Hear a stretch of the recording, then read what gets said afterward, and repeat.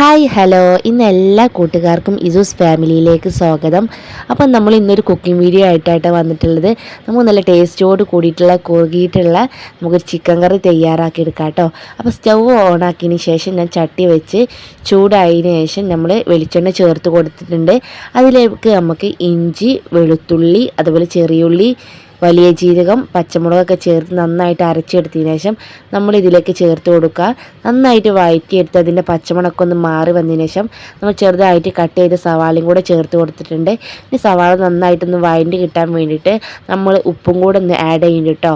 ഉപ്പും കൂടെ ചേർത്ത് കൊടുത്തതിന് ശേഷം നന്നാക്കി ഒന്ന് വഴറ്റിയെടുക്കുന്നുണ്ട്. ചിക്കൻ കറി ഒന്ന് കുറുകി കിട്ടാൻ വേണ്ടിയിട്ടും കുറച്ചൊരു കട്ടിയോട് കൂടി കിട്ടാൻ വേണ്ടിയിട്ട് ഇതിലേക്ക് പൊട്ടറ്റോ ആഡ് ചെയ്ത് കൊടുക്കുന്നുണ്ട് കേട്ടോ. ഞാൻ 2 പൊട്ടറ്റോ കട്ട് ചെയ്താട്ടോ ആഡ് ചെയ്ത് കൊടുത്തിട്ടുള്ളത്. എന്നിട്ട് നമുക്ക് നന്നായിട്ടൊന്ന് ഇത് വഴറ്റിയെടുക്കാം. പൊട്ടറ്റോ വേണ്ടവർക്ക് ആഡ് ചെയ്ത് കൊടുത്താൽ മതി കേട്ടോ, അല്ലാത്തവർക്ക് സ്കിപ്പ് ചെയ്യാം.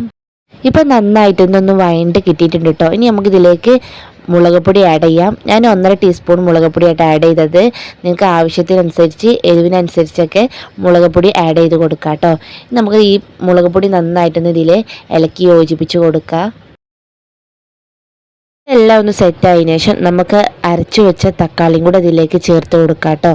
തക്കാളി ഞാനിവിടെ 2 തക്കാളിയാണ് എടുത്തിട്ടുള്ളത്. തക്കാളിയും കൂടെ നല്ലോണം ചേർത്ത് ഇളക്കി ഒന്ന് പച്ചമണം മാറി കിട്ടുന്നവരെ ഒന്ന് ഇളക്കി യോജിപ്പിച്ച് കൊടുക്കാം കേട്ടോ. ഇനി നമുക്കിതിലേക്ക് 1.5 ടീസ്പൂൺ മഞ്ഞൾപ്പൊടി, 3 ടേബിൾ സ്പൂൺ മല്ലിപ്പൊടി, അതുപോലെ ഞാൻ കുറച്ച് ഗരം മസാല ചേർത്ത് കൊടുക്കുന്നുണ്ട് കേട്ടോ. 1/2 ടീസ്പൂൺ ഗരം മസാല ചേർത്ത് കൊടുത്തിട്ടുണ്ട്. 2 കൊത്തിയ ഏലക്കായും കൂടെ ചേർത്ത് കൊടുത്തിട്ട് നന്നായിട്ട് ഇളക്കി യോജിപ്പിച്ച് കൊടുത്തിട്ടുണ്ട് കേട്ടോ.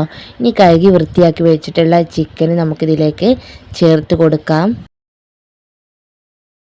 ഇപ്പോൾ ചിക്കനെല്ലാം നമ്മൾ ചേർത്ത് കൊടുത്തിട്ടുണ്ട്. ഇനി മസാലയും ചിക്കനും കൂടെ നന്നായിട്ടൊന്ന് ഇളക്കിയിട്ട് ഒന്ന് ഒരുമിച്ച് യോജിപ്പിച്ച് കൊടുക്കാം കേട്ടോ. അതിനുശേഷം നമുക്കിതിലേക്ക് ഒരു 1.5 ഗ്ലാസ് വെള്ളം കൂടെ ആഡ് ചെയ്ത് കൊടുക്കാം. ഇനി നമുക്കിതിലേക്ക് 3-4 അല്ലി വേപ്പിലയും അതുപോലെ കുറച്ച് കുരുമുളക് കുത്തിയും കൂടെ ചേർത്ത് കൊടുത്തതിന് ശേഷം അടച്ച് വെച്ചിട്ട് വേവിച്ചെടുക്കാം കേട്ടോ.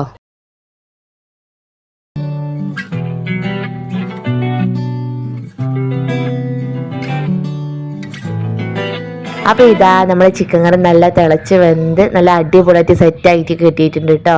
അപ്പോൾ ഇതുപോലെ നിങ്ങൾ എല്ലാവരും ട്രൈ ചെയ്ത് നോക്കൂ, റെസിപ്പി ഇഷ്ടപ്പെട്ടാൽ.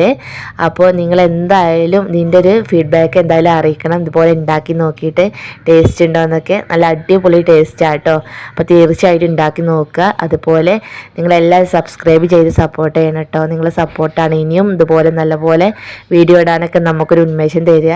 അപ്പോൾ എന്തായാലും നിങ്ങൾ സബ്സ്ക്രൈബ് ചെയ്ത് സപ്പോർട്ട് ചെയ്യണേ. എല്ലാവർക്കും ഷെയറും ചെയ്ത് കൊടുക്കണേ. പുതിയൊരു വീഡിയോ ആയിട്ട് വീണ്ടും കാണാം. ബൈ.